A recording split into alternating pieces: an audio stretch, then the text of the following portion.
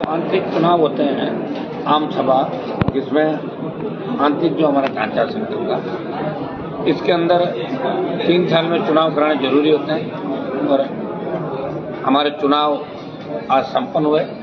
आम सभा के मेंबर्स के अलावा राजस्थान के कोने कोने से आरएलपी परिवार, प्रमुख नेतागण, हमारे पूर्व विधायक, वर्तमान पालिका प्रधान, चेयरमैन, सब लोगों को हमने आमंत्रित किया। चुनाव के अंदर मुझे वापस राष्ट्रीय अध्यक्ष चुना गया पार्टी का। नगर, चूरू और बीकानेर के नौजवानों की भावनाओं को देखते हुए बहुत बड़ी रैली और उस दिन पूरे प्रदेश में अलग अलग कार्यक्रमों का मेन हमारा फोकस रहेगा बीकानेर 29 अक्टूबर को। इस रैली का निर्णय भी सब लोगों को लिया गया। बाकी जितने भी मुद्दे राजस्थान के अंदर चल रहे हैं वो हमारे आंदोलन, जिस तरह लगातार आंदोलन हमारे के अंदर गैंगवार की घटनाएं जो राजस्थान में हुई, जिस तरह कुचामन के अंदर व्यापारी रमेश उलानिया की गोली मार कर हत्या कर दी, और जो क्रिमिनल इस बात की सुपारी जिन्होंने सोशल मीडिया पर डाला, हमारी कोशिश रहेगी कि राजस्थान सरकार, दिल्ली सरकार से बात करके इंटरपोल के माध्यम से उन सारे आरोपियों को जो आए दिन राजस्थान में व्यापारियों को परेशान कर रहे हैं, सीएम को लगातार राजस्थान में धमकियां मिल रही है, इससे बड़ा दुर्भाग्य नहीं हो सकता। तो गृह मंत्री यहाँ आ रहे हैं एसपी कलेक्टर कॉन्फ्रेंस को उद्घाटन करने। हमारा उनसे भी रहेगा कि आप लोग इस राजस्थान की कानून व्यवस्था सुधारें। वेंटिलेटर पर चलेगी राजस्थान की कानून व्यवस्था, भरोसा नहीं रहा किसी का। और जिस तरह कपासन के अंदर विधायक और विधायक के भाई ने सूरजमारी पर अटैक कराया, जिस तरह के हालात राजस्थान के अंदर बने, जिस तरह बीजेपी के एक विधायक को राजस्थान में सजा हुई और उपचुनाव हो रहा है, और जिस तरह विधायकों के, मंत्रियों के और उनके नजदीकी लोगों के नाम लगातार भ्रष्टाचार के अंदर आ रहे हैं, जिस तरह होटलों पे छापे पड़ रहे हैं राजस्थान के अंदर और उनमें वेश्यावृत्ति करते युवतियां पकड़ी जाती हैं, और वो होटल व्यवसायी एक मंत्री के रिश्तेदार और एक एडिशनल डीजी राजस्थान सरकार में, उसकी उस होटल के अंदर पार्टनरशिप है जालौर जिले के अंदर। तो ये इस बात की ओर इंगित करता है कि राजस्थान बर्बादी के राह पे खड़ा, बर्बादी की ओर चला गया। कोकस मंत्रियों का, वरिष्ठ नेताओं का, माफिया का और गैंगस्टर गुंडे अपराधी को फोकस बन गया। आम आदमी का जीना राजस्थान के लिए मुश्किल हो गया। अभी जो ये क्राइम के आंकड़े आए थे एनसीआरबी के, उसके अंदर ये बताया कि राजस्थान रेप और गैंग रेप की घटनाओं के अंदर नंबर 1 पे आ गया देश के अंदर, लगातार नंबर 1 पे। दलितों पर अत्याचार, किसानों की आत्महत्याएं, नौजवानों की आत्महत्याएं, कोटा, जयपुर, सीकर के अंदर छात्रों की आत्महत्याएं इस बात की ओर इंगित करती है कि राजस्थान को एक मजबूत नेतृत्व की आवश्यकता है, मजबूत शासन करने वाले व्यक्ति की आवश्यकता है। भजन लाल जी जो हंसी के पात्र बन गए, जिनके नाम से शीघ्र ही चुटकुलों की किताब जारी होने वाली है, भजन लाल के चुटकुले, शीघ्र मार्केट के अंदर ऐसी अगर किताबें सीएम के नाम के आने लग जाए तो इससे आप अंदाज लगा सकते हो कि राजस्थान किस दिशा की होता है।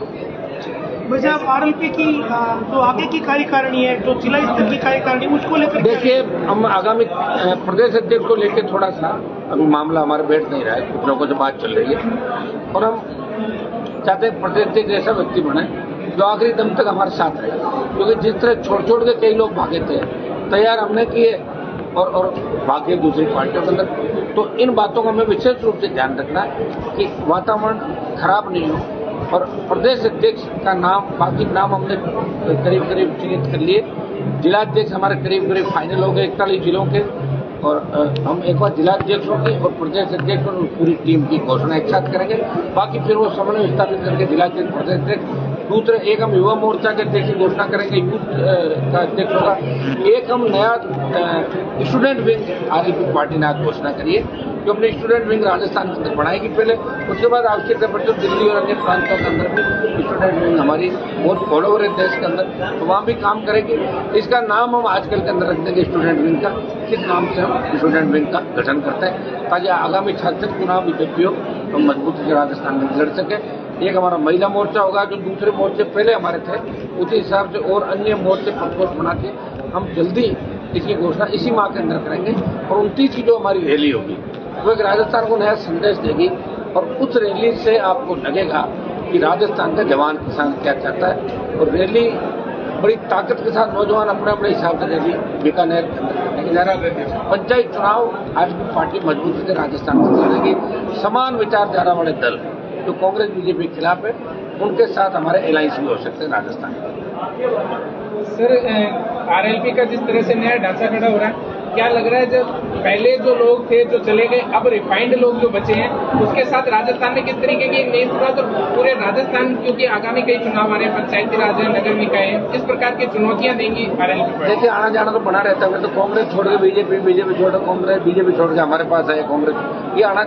लेकिन हम कोशिश करेंगे कि इस पार्टी में नौजवानों को, महिलाओं को और विशेषकर संघर्षशील लोगों को ज्यादा मौका मिले। हम ये चाहेंगे छात्र राजनीति के लोगों को मौका मिले। हाँ, अगर कांग्रेस बीजेपी में कोई अच्छे नेता उनको सम्मान नहीं मिल रहा, तो कई लोग हमारी पार्टी ज्वाइन करना चाहते हैं, उनको भी वैसे लोगों को निश्चित रूप से मौका देंगे जिनकी बेदाग छिपी हो, जिन पे करप्शन के आरोप नहीं लगे, जो कोई माफियाओं से नहीं मिला हो, ऐसे लोगों को हम निश्चित रूप से पार्टी में छोड़ेंगे।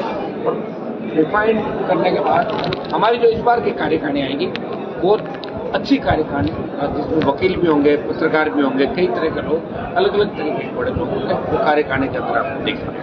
एक सर, अभी जो उपचुनाव है उसमें आरएलपी की क्या भूमिका रह सकती है? जनता में उपचुनाव नहीं कर उम्मीद है जनता के उपचुनाव को लेकर एक बार हम बात कर रहे हैं। हमारा मकसद यही रहेगा कि कांग्रेस और भाजपा को रोकें वहां पर। तो जैसा बातचीत चल रही है आजकल के अंदर, उसका फैसला हम करेंगे कि अंता में हमारा निर्णय क्या होगा, क्योंकि आरएलपी का बहुत बड़ा वोट बैंक अंता के अंदर नहीं है। तो लेकिन हम ये चाहेंगे कि कांग्रेस रोके, भाजपा रोके और तीसरी ताकत अंता में खड़ी हो। इसको लेके हम तमाम जो दल है दूसरे कांग्रेस बीजेपी, उनसे बातचीत करके नया उम्मीदवार उतारने का प्रयास करेंगे। सर नरेश मीणा भी आपकी तरफ उम्मीद की नजरों से देख रहे हैं, क्योंकि कांग्रेस ने तो उनको अलग थलग पटक दिया है, बीजेपी का वो साथ मैं तो देवली उनियारा के अंदर उससे चुनाव लड़ना चाहता था, अगर लड़ लेता चुनाव जीत जाता।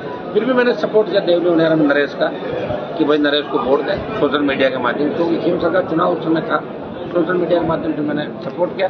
एक बार उनसे भी बात कर लें। सर, अंता के चुनाव में क्या नरेश मीणा आपको पार्टिसिपेट करना चाहेंगे? अभी तक कोई बात नहीं हुई, अभी कोई बात नहीं, बात करेंगे आजकल के अंदर। अभी तो फार्म भरने की 14 तारीख है लास्ट डेट। सर, आपने पिछले दिनों एसएमएस जाके घायलों से मुलाकात की, एसएमएस में कांड हो जाता है, उससे पहले अजमेर रोड पर कांड हो जाता है, अजमेर रोड सरकार की व्यवस्था वेंटिलेटर पर, सीएम की मजाक उनके विधायक मंत्री और पूरे ब्यूरोक्रेट कमरों में बैठ के मुख्यमंत्री भजनलाल के वही रील सुनता है कि मैं बुराइयों के साथ हूँ, मैं रावण के पक्ष में हूँ, मैं टेलीफोन को रिसीव लगा के मजाक, मोदी को श्रद्धांजलि, 25-30 उनके अलग बना रखा। वो कह रहे भजनलाल के चुटकुले वही सुनते हैं और वो उसमें हंसते रहते हैं। पूरा प्रदेश सीएम पे हंस रहा है। और दिल्ली वाले चूंकि इसलिए इनको नहीं हटा रहे कि दिल्ली में जिन लोगों ने इसको बनवाया अब वो अपनी बेइज्जती महसूस कर रहे हैं कि हटाने को पहले ही कहा था तुमने इसको क्यों बनाया, इसलिए वो चुपचाप बैठे। मुझे लग रहा है बिहार चुनाव के बाद भजनलाल को बदल देंगे राजस्थान के अंदर। कोई खुश नहीं है, न तो दिल्ली खुश है, न आमजन खुश है, न इनका खुद का समाज खुश है और न दूसरे समाज खुश है, न युवा खुश है, उन्हें राजस्थान ब्यूरोक्रेसी खुश है। चुनाव को लेकर वसुंधरा राजे और सीएम साथ में मिले, तो उसको क्या कहना चाहेंगे? वो तो इसलिए आए ना भाई, वसुंधरा के इलाके का चुनाव है, तो ये वसुंधरा के गले में डालना चाहते हैं और वसुंधरा इनके गले में डाल के वसुंधरा जी क्यों चाहेगी चुनाव जीते? वो तो चाहेगी ना बीजेपी हारे, तभी तो उनका चांस बनेगा। और ये फिर आपस में बैठ कर एक दूसरे के या गले की फांस कैसे बने, इसलिए साथ वहाँ पर तो ऐसा कई मामलों में देखा गया कि आरएलपी ने विपक्ष की भूमिका निभाई, विधायक नहीं होने के बावजूद। तो जो विपक्ष की पार्टियां होती है वो आमतौर पर एकजुट होकर ही सत्ता के खिलाफ लड़ाई लड़ती है, तो यह कुछ मामलों में कांग्रेस थोड़ी अलग थलग दिखी। दिल्ली में लड़ी ना हमने लड़ाई, दिल्ली में इंडिया अलायंस के साथ ही हम वहाँ लड़ रहे। राजस्थान की कांग्रेस तो खुद गुटों में बटी, खुद ही एकजुट नहीं, हम कहाँ से होंगे उनके साथ, बताओ। अभी कुचामन करना तो कांग्रेसी नेता बैठे थे ना, मैं जब गया था धरना के साथ। जयपुर में सर एक मीडिया संस्थान पर हमला किया गया है, इसको लेकर देखिए, मीडिया संस्थान पे हमला करने का किसी को अधिकार नहीं, और जिन गुंडों ने हमला किया मैं उसकी भर्त्सना करता हूँ, चाहे कोई भी हो, कानून से बड़ा नहीं। और मैं तो ये भी कहना चाहता हूँ, जिस तरह की छूट आपने दे रखी है कि ये सेना बन गई, वो सेना बन गई, सेना तो एक ही भारतीय सेना, मजाक बना रखा कानून का। ऐसे लोगों को गिरफ्तार करना चाहिए, दंडित करना चाहिए। राजस्थान के अंदर अगर मीडिया अपनी बात नहीं कह पाएगा, कोई नेता अगर किस तरह की बयान इतिहास की बात कहते तो उसके खिलाफ आप मोर्चे खोलते हो, चाहे जैसे बकवास करते हो आके, ये छूट राजस्थान में किसी तरीके से नहीं मिलेगी। राष्ट्रीय लोकतांत्रिक पार्टी ऐसे हमलों का विरोध करती है और गुंडे बेईमान और बदमाशों के नाम से अगर आप संस्थानों का नाम रखने लगे तो राजस्थान और बर्बाद हो जाएगा। इस नारगढ़ी के अंदर गुंडा है, नाम रखो क्या उनका सबका।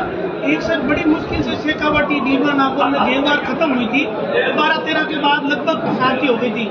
लेकिन ये जो अभी रोहित बता रहा है इनकी जो गैंग है ये फिर से, तो आप अपने आप को सीएम फीलिंग कैसे कर सकती है? जब सीएम हो ही नहीं सीएम कैसे होगी? ये तो सामंती सोच हो गई।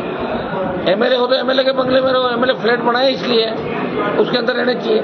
वहां तो सरकार ने एमएलए फ्लैट अलॉट कर दिए, कभी कोई डिप्टी सेक्रेटरी को, कोई आरएस को, कोई भजनलाल जी के ओएसडी को 15 बंगले वहां इस तरीके दे रखे हैं। बताइए, ये हालात है राजस्थान के।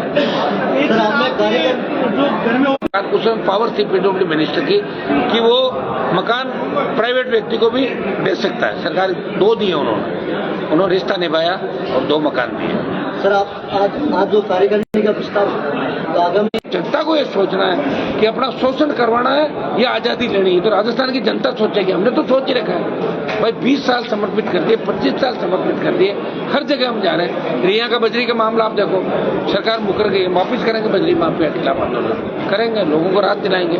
और बिजली कनेक्शन के मामले में मैं आपको बता दूं कि डबल बेंच ने कल मेरे पक्ष में फैसला दे दिया हाई कोर्ट के अंदर, और डबल बेंच ने यह कहा कि सरकार की गलती है। 2 लाख रुपए जो इन्होंने, उसमें आगे क्या है? अब देखते हैं, तारीखें पड़ रही है। लड़ता मुझे मेरी आदत है, लड़ता रही थी। एक सर पिछले चुनाव को देखे या जब आरएलपी का गठन हुआ था 18 में, या आप देख लें तो भीड़ तो बहुत होती है आरएलपी के कार्यक्रमों में या जब भी आंदोलन होता है, लेकिन वोट के समय ये की लड़ेंगे, किसानों की लड़ी, पहलवान बेटियों की लड़ी, अभी कपासन का आप देख लें।